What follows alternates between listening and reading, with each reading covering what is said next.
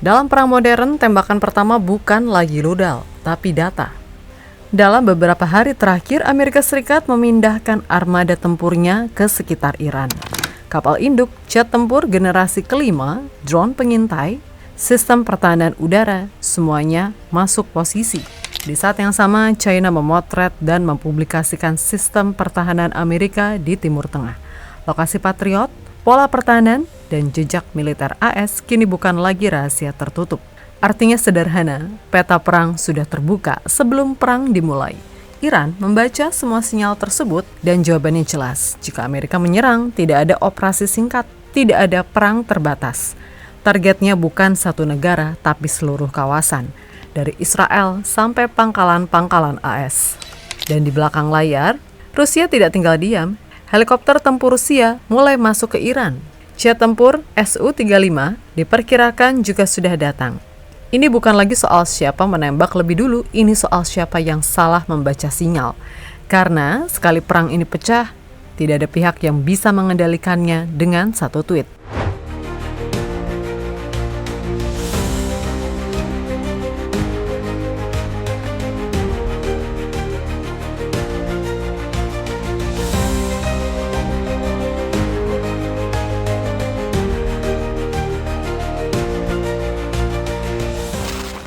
Menurut laporan CNN, Amerika Serikat saat ini sedang berada di fase build-up militer paling serius di Timur Tengah dalam beberapa tahun terakhir. Bukan satu atau dua aset, tapi seluruh ekosistem perang. Kapal induk USS Abraham Lincoln kini berada di Laut Arab bagian utara, lengkap dengan Carrier Strike Group-nya. Di atas kapal itu ada jet tempur FA-18 Super Hornet, F-35 generasi kelima, dan pesawat EA-18G Growler untuk perang elektronik. Di sekitarnya, kapal perusak Amerika membawa puluhan rudal Tomahawk dengan jangkauan lebih dari 1.600 km. Dan hampir pasti, meskipun tidak pernah diumumkan, kapal selam serang juga beroperasi di bawah permukaan laut. Di udara, aktivitasnya bahkan lebih padat. Pesawat pengintai, RC-135, drone jarak jauh hingga pesawat komunikasi E-11A terus berputar di atas Selat Hormuz dan Teluk Persia. Ini bukan patroli biasa, ini pengumpulan data real-time untuk operasi besar. Sementara itu, puluhan pesawat angkut C-17 dan C-5 mendarat di basis-basis AS di Qatar, Kuwait, dan Bahrain. Muatan mereka bukan logistik harian, tapi peralatan tempur dan sistem pendukung perang. Yang paling penting, Amerika tidak hanya bersiap menyerang, tapi juga bersiap dibalas. Sistem Patriot dan THAAD dipasang di Al Udeid, Qatar, dan keberadaannya terkonfirmasi lewat citra satelit. Ini sinyal jelas bahwa Washington mengantisipasi serangan balasan Iran, baik ke pangkalan AS maupun ke sekutu. Presiden Donald Trump menyebut armada ini siap bertindak with speed and violence, seperti yang terjadi di Venezuela jika Iran tidak memenuhi tuntutan Amerika. Tapi di balik semua itu ada satu hal yang paling krusial. Hingga saat ini belum terlihat pergerakan bomber strategis besar-besaran seperti B-2 dalam jumlah masif. Artinya opsi yang paling mungkin bukan perang panjang, melainkan serangan cepat, presisi, dan terukur. Tapi AS mungkin lupa jika Iran yang dibantu oleh China dan Rusia sudah memantaunya sejak lama.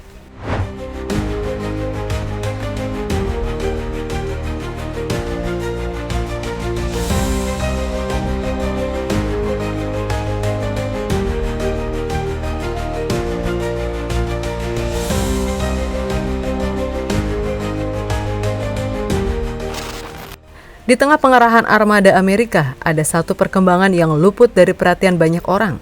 China mulai memotret pertahanan Amerika dan hasilnya dipublikasikan. Beberapa akun OSIN di platform X melaporkan bahwa satelit China mengambil gambar sistem pertahanan udara AS yang baru dipasang di Timur Tengah. Bukan sekedar memotret, tapi membuka lokasinya ke ruang publik. Sistem Patriot dan pola pertahanan udara di basis-basis utama AS, termaksud Al Udeid di Qatar, kini bisa dianalisis siapapun yang tahu cara membaca citra satelit. Inilah titik baliknya, karena dalam perang modern, pertahanan statis adalah informasi paling berharga. Saat lokasi, jarak antara baterai, sudut perlindungan, dan pola penjagaan terbaca, maka kelemahan tidak lagi bersifat rahasia. Media China, Global Times, bahkan merilis laporan eksklusif berbasis citra satelit dan menunjukkan peningkatan tajam kehadiran militer AS di sekitar Iran, lengkap dengan analisis teknis soal jenis pesawat, sistem pertahanan, dan pergeseran aset.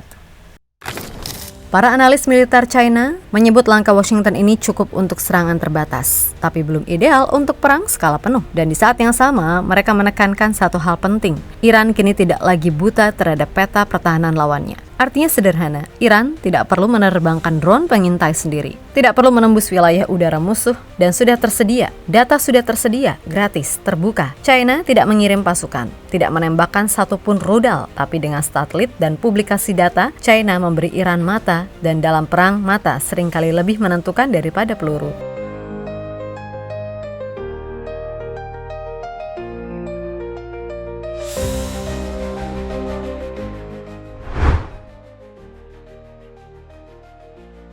Begitu peta pertahanan Amerika terbuka dan armada AS masuk posisi, Teheran langsung mengirim pesan balasan. Lewat peringatan resmi, pejabat militer Iran secara terbuka menyatakan, jika Presiden Amerika memerintahkan serangan, maka Israel dan seluruh pangkalan Amerika di kawasan akan menjadi target militer. Tidak ada istilah operasi cepat lalu selesai. Dalam salah satu pernyataannya, juru bicara militer Iran, Brigadir Jenderal Muhammad Akramina.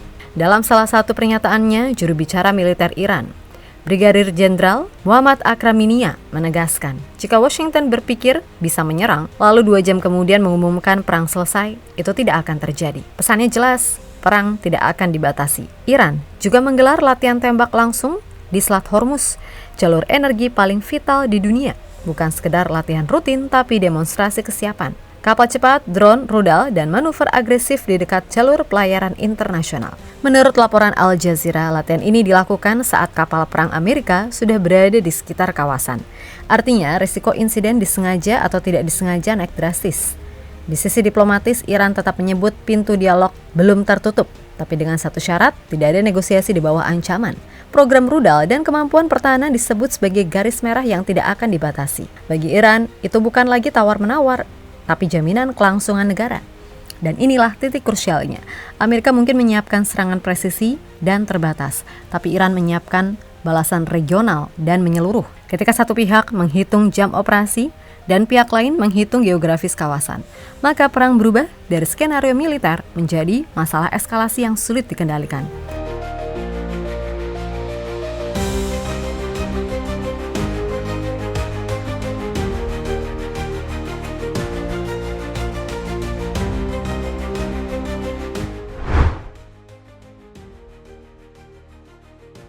Di saat Amerika menekan dari depan, Rusia bergerak dari samping. Media militer seperti The Aviationist, Zona Militar, dan Defense Express mengkonfirmasi satu hal penting. Helikopter serang Mi-28NE Havok terlihat secara fisik di Teheran. Bukan rumor, ada foto, ada geolokasi, ada analisis OSIN. Helikopter itu tampak parsial terurai, tampak marking Iran dengan kamuflase gurun. Indikasi kuat bahwa ia baru saja dikirim menggunakan pesawat kargo Rusia 276. Secara militer, Mi-28 bukan game changer, tapi pesan di baliknya jauh lebih penting. Rusia sedang memberi sinyal bahwa Iran tidak sendirian, sinyal bahwa setiap eskalasi punya konsekuensi geopolitik bukan hanya militer. Dan di tengah sinyal itu muncul satu isu yang jauh lebih sensitif. Beberapa akun OSIN di platform X menyebut bahwa jet tempur Su-35 Rusia telah diterima Iran. Sampai saat ini klaim tersebut belum terverifikasi secara resmi. Belum ada foto, belum ada konfirmasi pemerintah. Namun konteksnya membuat isu ini tidak bisa diabaikan. Iran sudah lama menyatakan rencana menerima Su-35. Pilot Iran sudah dilatih menggunakan Yak-130.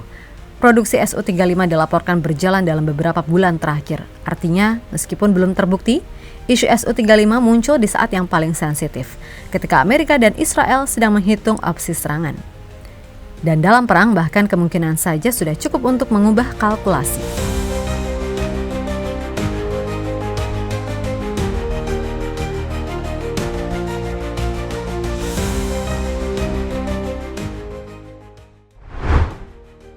Jika kita tarik garis besarnya, satu hal jadi jelas, ini bukan konflik spontan.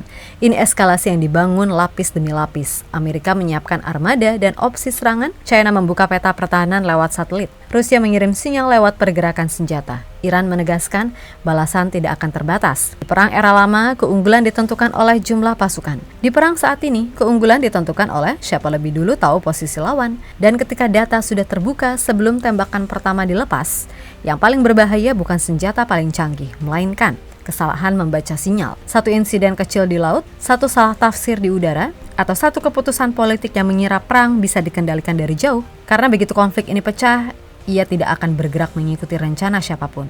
Dan di titik itulah, dunia tidak akan lagi bertanya apakah perang akan terjadi, melainkan seberapa luas dampaknya.